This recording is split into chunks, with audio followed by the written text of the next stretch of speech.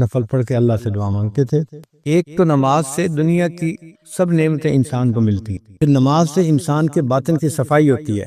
اللہ تعالیٰ فرماتے ہیں ان الصلاۃ تنہی عن الفحشاء والمنکر، کہ نماز انسان کو فحش کاموں سے اور برے کاموں سے روکتی۔ اب ہم نماز بھی پڑھ رہے ہوتے ہیں، برے کام بھی کر رہے ہوتے ہیں۔ اس کی وجہ کیا کہ ہماری نماز صحیح معنوں میں نماز ہی نہیں ہوتی، ہم اٹھک بیٹھک کر رہے ہوتے ہیں، غفلت کی نمازیں پڑھ رہے ہوتے ہیں۔ اللہ تعالیٰ ارشاد فرماتے ہیں اقم الصلاۃ لذکری، نماز قائم کرو میری یاد کی خاطر۔ اور ہماری نماز میں تو دکان کا کام کاروبار چل رہا ہو، ادھر ادھر کے خیالات کا سلسلہ جاری ہوتا ہے، تو ایسی نماز پھر تاثیر نہیں لا پاتی، تو نماز کے اثرات ہم پر مرتب نہیں ہوتے، اس لیے پھر گناہ نہیں چھوڑتے۔ تو نماز کو نماز بنانا، اس کے لیے محنت کرنی پڑتی ہے۔ اگر کوئی کویسچن پوچھے، فرض کرو آپ سے جی آپ نے نماز کو بنانا سیکھا، ہم نے کہا نماز بنانے سے، بس بچپن میں قاری صاحب نے ہمیں نماز یاد کروا دی اور ہم نے لوگوں کو جیسے دیکھتے تھے پڑھتے ہوئے ایسے پڑھنی شروع۔ چیچی کا ہے نماز۔ پہلے وقتوں میں مشائخ کے پاس آ کے لوگ نماز پڑھنا سیکھا کرتے تھے۔ حضرت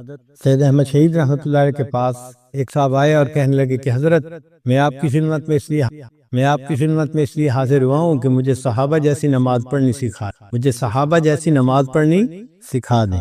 نبی علیہ السلام نے صحابہ کو سکھایا اور صحابہ نے آگے امت کو سکھایا۔ چنانچہ اللہ کے محبوب صلی اللہ علیہ وسلم نے کھڑے ہو کے صحابہ کو نماز پڑھ کے دکھائی، فرمایا صلو کما رأیتمونی اصلی، تم جیسے مجھے دیکھ رہے ہو نماز پڑھتے ہوئے اس طرح نماز پڑھو۔ تو ظاہری صورت تو ہم نماز کی بنا لیتے ہیں، لیکن نماز کے اندر اللہ کی طرف کس طرح دھیان ہونا چاہیے، کس طرح دنیا سے ہمیں کٹ کے نماز پڑھنی چاہیے، وہ ہمیں سمجھ نہیں ہوتی۔ اور دنیا کی محبت اتنی ہمارے دلوں میں ہوتی ہے کہ وہ ہماری جان نہیں چھوڑتی۔ نماز میں بھی دنیا کا خیال۔ ایک بزرگ سے کسی نے پوچھا حضرت آپ کو نماز میں دنیا کا خیال آتا ہے؟ انہوں نے فرمایا وہی نہ دنیا نہ نماز میں آتا ہے، نہ نماز کے بغیر آتا ہی نہیں۔ اب ہم اگر چاہتے ہیں کہ نماز کے اندر ہماری حضوری بن جائے، اس کے لیے ہمیں کثرت ذکر کرنی پڑے۔ آپ حیران ہوں گے جی کہ ذکر کا کیا تعلق نماز کی یکسوئی کے ساتھ؟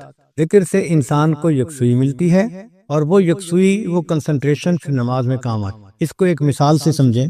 ایک آدمی اگر کہے کہ جی میں نے باکسنگ کا مقابلہ کرنا ہے، تو جب طے ہو گیا باکسنگ کا مقابلہ، تو آپ اس بندے کو دیکھیں گے کہ وہ روزانہ ورزش کرتا ہے، کبھی جاگنگ کر رہا ہوگا، کبھی ایکسرسائز کر رہا ہوگا، اور کبھی ایک لیدر کے تکیے کو مکے مار رہا ہوگا۔ یہ کیوں ایکسرسائز کر رہا ہے؟ اپنے اندر مشق بڑھانے کے لیے، مہارت بڑھانے کے لیے، اپنے سکل کو امپروو کرنے کے لیے۔ چنانچہ لوگ سوئے ہوئے ہوتے ہیں اور وہ اکیلا لگا ہوا ہوتا ہے۔ ایک دفعہ مائک ٹائسن نے مقابلہ جیتا تو اس سے پوچھا گیا کہ تم کیسے اتنے اچھے باکسر بن گئے کہ ہر بندے کو ناک آؤٹ کر دیتے ہو؟ اس نے کہا کہ اس کے پیچھے ایک ہسٹری ہے میری زندگی کی۔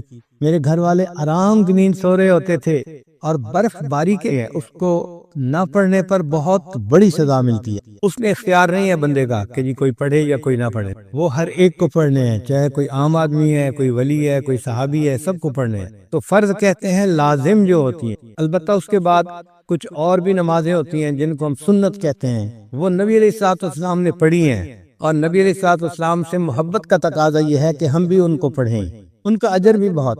چنانچہ جو سنت مؤکدہ ہیں 12، جیسے ظہر کی 4 سنتیں، فجر کی 2 سنتیں، اور مغرب کے بعد بھی 2 سنتیں ہیں، اور عشاء کے فرض کے بعد بھی سنتیں ہیں۔ ان سنتوں کو جو بندہ باقاعدگی سے پڑھتا ہے، حدیث پاک میں آتا ہے اللہ تعالیٰ قیامت کے دن اس کو جہنم سے امن عطا فرمائے۔ پھر کچھ ایسی رکعتیں ہوتی ہیں جن کو ہم نفل کہتے ہیں، وہ بندے کا اللہ سے محبت کا اظہار ہوتا ہے، ان کو آپشنل کہتے ہیں۔ اگر کوئی پڑھ لے گا تو ثواب ملے گا، اگر نہیں پڑھے گا تو وہ فائدہ نہیں اٹھا پائے گا، کوئی سزا نہیں ہوتی اس کے اوپر۔ یہ نمازیں بھی بہت اہمیت کی حامل۔ آج کل کے دور میں طبیعتوں میں سستی اتنی آ گئی ہے کہ نوجوان بس فرض پڑھتے ہیں یا مشکل سے سنت نماز پڑھی اور پھر مسجد سے چلے جاتے۔ وقت بھی ہوتا ہے، کوئی ڈنڈا لے کے سر پہ نہیں کھڑا ہوتا کہ بھئی نکلو یہاں سے، وقت بھی ہوتا ہے، مگر طبیعت کے اندر نفل پڑھنے کا شوق نہیں ہوتا۔ یہ افسوس کی بات۔ نفل کو بھی ہمیں پڑھنا چاہیے، چنانچہ حدیث پاک میں نفل نمازوں کو پڑھنے کے بڑے فضائل وارد ہیں۔ حدیث مبارکہ میں ہے کہ جو بندہ فجر کے بعد اپنی جگہ پر بیٹھا رہے، فجر کی نماز کے بعد، اور ذکر اذکار کرتا رہے حتیٰ کہ سورج طلوع ہو جائے، پھر اس کے بعد وہ اگر 2 رکعت اشراق کی نماز پڑھے گا تو اس کو ایک حج اور ایک عمرے کا ثواب عطا ہو۔ اور صحابی کہتے ہیں کہ نبی علیہ السلام نے جب یہ فرمایا تو 3 دفعہ کہا کہ مکمل مکمل مکمل، یعنی حج اور عمرے کا ثواب تھوڑا نہیں ملے گا، مکمل حج مکمل عمرے کا ثواب ملے گا۔ حیران ہوتے ہیں حج کرنا تو ایک مشقت والا کام ہے اور بڑا ٹائم لگتا ہے اور پیسے لگتے ہیں، وقت لگتا ہے، اور یہاں 2 رکعت پہ حج کا ثواب مل گیا، عمرے کا ثواب مل گیا۔ تو علماء نے بات سمجھائی کہ دیکھو، ایک ہوتا ہے ضابطہ اور ایک ہوتا ہے رابطہ۔ رابطہ تو ہوتا ہے کہ ایک روٹین بنی ہوئی ہے، اس کے مطابق کچھ کام کرنے پر اس بندے کو کوئی چیز دے دی، اور رابطہ اس کے تعلق کے اوپر ہوتا ہے۔ اب اس کی مثال یوں سمجھیں کہ آپ کے ہاں ایک مزدور کام کرتا تھا اور آپ اس کو روزانہ کے 500 روپے دیتے تھے مزدوری کے۔ ایک دن وہ غمزدہ سا بیٹھا ہوا ہے تو آپ اس سے پوچھتے ہیں کہ بھئی کیا ہوا؟ وہ کہتے ہیں جی کہ میری بیٹی کی شادی ہے 1 ہفتے کے بعد، اور میرے پاس تو کچھ وسائل نہیں، تو میں بہت پریشان ہوں کہ میں بیٹی کی رخصتی کیسے کروں گا۔ اس کی بات سن کے آپ کے دل میں اس کے ساتھ ہمدردی پیدا ہوتی ہے۔ اب آپ اس کو 10,000 روپے دے دیتے ہیں، بھئی اپنی بیٹی کی شادی کے لیے میری طرف سے 10,000 روپے۔ اب دیکھیں، ضابطہ یہ تھا کہ اس نے پورا دن مزدوری کرنی تھی اور 500 روپے کمانے تھے، اور جب مالک سے اس کا رابطہ ہوا تو 2 منٹ کی گفتگو کے بعد اس کو 10,000 روپے۔ تو فرض نمازوں پہ انسان کو ضابطے کے مطابق اجر ملتا ہے، بہت زیادہ ہوتا ہے وہ بھی، لیکن جو فرضوں سے بھی آگے بڑھ کے کام کرتا ہے تو اللہ تعالیٰ کو اس سے پیار آتا ہے، اور پھر بڑوں کی دین ہمیشہ بڑی ہوتی ہے۔ اللہ تعالیٰ اس بندے کو اپنے خزانوں سے دیتے ہیں اور بڑا انعام عطا فرماتے ہیں۔ آپ کے گھر میں ڈرائیور ہے، ایک دن وہ آپ کے پاس شہد کی بوتل لے کے آ گیا، وہ جی ہمارے گاؤں میں درخت کے اوپر شہد کا چھتا لگا ہوا تھا، کل ہم نے اتارا، چونکہ چھوٹی مکھی کا شہد تھا اور خالص تھا تو میں نے سوچا میں آپ کے لیے لے کے آتا۔ اب وہ شہد کی ایک بوتل لایا، لیکن آپ کے دل میں اپنی جگہ بنا کے چلا گیا کہ آپ نے سوچا کہ اچھا یہ مجھ سے اتنا تعلق رکھنے والا ہے کہ اس کو یہ خیال تھا کہ یہ شہد میں اپنے مالک کو دوں گا تاکہ وہ ناشتے میں استعمال کرے۔ وہ شہد لانا اس کے لیے ضروری نہیں تھا، محبت کا اظہار تھا، لیکن اس محبت کے اظہار کی وجہ سے آپ کا تعلق اس کے جڑ گیا، اس نے آپ کے دل میں جگہ بنا لی۔ اسی طرح نوافل آپشنل ہوتے ہیں، لیکن جب انسان نوافل ادا کرتا ہے تو اللہ تعالیٰ کے ہاں اس بندے کی جگہ بن جاتی ہے، اللہ تعالیٰ اس بندے سے محبت فرماتا ہے۔ چنانچہ حدیث میں لکھا ہے کہ نوافل کے فضائل میں سے ایک یہ بھی ہے کہ قیامت کے دن اللہ تعالیٰ بندے کی نماز کو چیک کریں گے، دیکھیں گے، اور اگر نماز میں کوئی کمی ہوگی، کوتاہی ہوگی، تو اللہ تعالیٰ فرشتوں کو فرمائیں گے میرے اس بندے کے نام اعمال میں نوافل کو دیکھو، اگر نفل موجود ہیں تو ان کو فرضوں کی جگہ قبول کر لو۔ سبحان اللہ، ہمارے نوافل ہمارے فرضوں کی کمی کو پورا کر دیں گے۔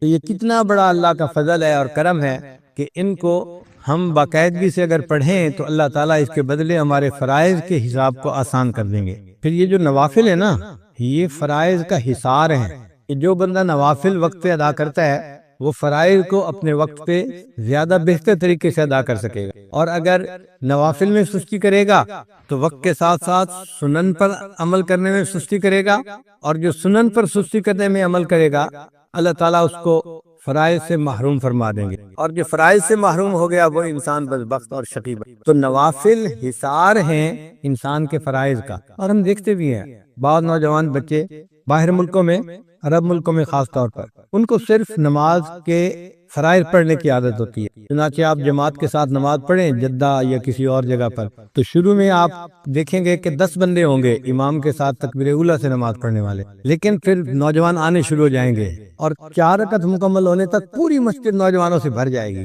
اتنے نوجوان نماز کے لیے آئے کہ پوری مسجد ہی بھر گئی، لیکن جیسے ہی سلام پھیرا وہ نوجوان اسی وقت اٹھ کے واپس جانا شروع کر دیں گے، اور 1 منٹ کے اندر پھر وہی 10-15 بندے جو نماز پڑھ رہے تھے پہلے وہی رہ جائیں گے، باقی سب مسجد سے چلے جائیں گے۔ تو گویا اب نوجوانوں نے صرف فرضوں کو ہی نماز بنا لیا، سنتوں کے پڑھنے کا شوق نہ رہا، نفل کا ذوق نہ رہا۔ اس میں پھر ہوتا کیا ہے کہ جو صرف فرض پڑھنے والے ہیں پھر کئی دفعہ فرض میں بھی سستی کر جاتے ہیں، آ نہیں پاتے۔ تو نوافل پڑھنے والا انسان یوں سمجھے کہ اپنے فرائض کے گرد ایک حصار باندھ لیتا ہے، جس کی وجہ سے اس کے فرائض اچھے طریقے سے ادا ہو جاتے ہیں۔ حدیث مبارکہ میں ہمارے عمار ابن یاسر رضی اللہ تعالیٰ فرماتے ہیں کہ نبی علیہ السلام نے ارشاد فرمایا کہ جو بندہ نفل پڑھے گا اللہ تعالیٰ اس کے سب گناہوں کو معاف فرما دیں گے، اگرچہ وہ سمندر کی جھاگ کے برابر کیوں نہ ہو۔ تو نوافل کے ادا کرنے پر سمندر کی جھاگ کے برابر بھی گناہ ہوں گے، اللہ ان گناہوں کو معاف فرما دیں گے۔ تو سعادت ہے جس بندے کو نفل پڑھنے کی توفیق نصیب ہو جائے۔ اور ایک حدیث پاک میں ہے کہ بندہ جو نوافل پڑھتا ہے تو اللہ تعالیٰ فرشتوں کو فرماتے ہیں کہ اس کے نام اعمال میں صدقہ کرنے کا ثواب لکھا جائے، اور صدقہ کرنے سے مصائب ٹلتے ہیں۔ گویا نوافل پڑھنے والے بندے کے مصائب کو اللہ تعالیٰ اس کے اوپر سے ہٹا دیتے ہیں۔ آپ دیکھیں ہم اپنی پریشانیوں کے دور ہونے کے لیے کتنے فکر مند ہوتے ہیں، اور بعض لوگ تو عملیات کے پیچھے بھاگتے ہیں، اس سے پوچھو اس سے پوچھو کیا عمل کریں کیا عمل کریں۔